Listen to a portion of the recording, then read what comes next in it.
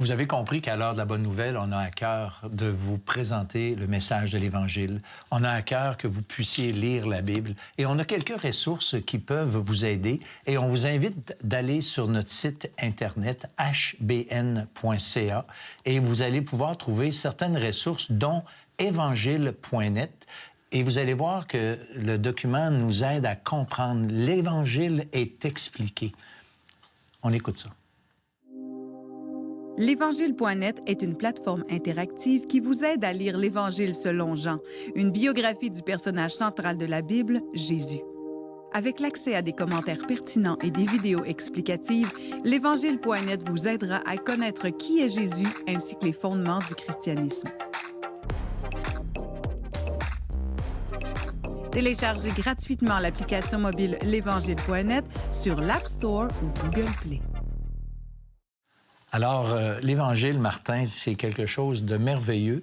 C'est la solution qu'il n'y a pas un être humain qui aurait pu, je pense, penser à ça. Les religions, on a déjà dit dans une émission que c'était inventé par l'homme.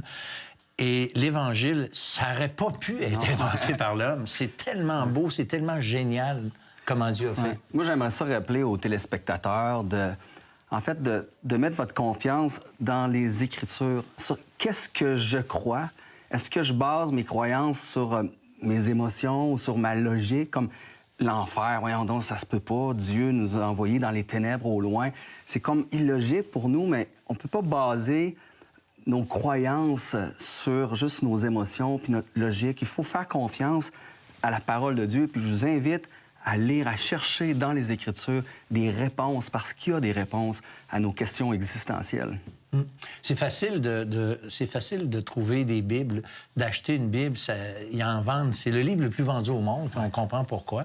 Et puis, ce beau verset de Romains 5,8, je pense que tu voulais nous Oui, Romains citer. 5,8, qui nous résume quand même cette idée-là de on est pécheurs, mais Dieu nous a tant aimés. Et c'est Romains 5,8 qui dit Dieu prouve son amour envers nous en ce que lorsque nous étions encore des pécheurs, Christ est mort pour nous. On était pécheurs, on méritait la condamnation de Dieu, le jugement à cause du péché. Christ est mort pour nous. C'est ça, il y en a des fois qui pensent qu'ils sont tellement pécheurs, tu l'as mentionné plus tôt, qui pensent qu'ils sont tellement méchants, qui ont tellement fait de bêtises que jamais ils pourraient être pardonnés, puis qu'ils ne méritent pas l'amour de Dieu. Mais en fait, c'est vrai, on ne la mérite pas. Mais Dieu nous aime, puis Dieu est prêt de pardonner tous ceux et celles qui viennent à lui, simplement par la foi. Alors, merci d'avoir été là aujourd'hui à notre émission. Merci Martin, merci Jean-Sébastien, et que Dieu vous bénisse. Et on vous dit, nous, à la semaine prochaine pour une autre émission de l'heure de la bonne nouvelle. On n'aime pas dire que les autres ont tort dans notre société aujourd'hui. Ça fait réfléchir les gens, puis en même temps, tu te rends compte qu'il y a un malaise à considérer, parce que si je dis, bien, il y en a une qui est bonne, mais laquelle? Si Jésus, là, il n'est pas ressuscité d'entre les morts, mais le christianisme vaut rien. C'est une possibilité que Jésus pourrait ressusciter des morts. Sauf que là, il y a une entièreté de preuves qui vont pour lui. Fait que la possibilité de se poser des questions, puis cette humilité de dire, hey, je peux peut-être me tromper, mais il y a une vérité, puis considère avec moi, je pense que je l'ai trouvé, mais es-tu prêt à réfléchir avec moi sur ça?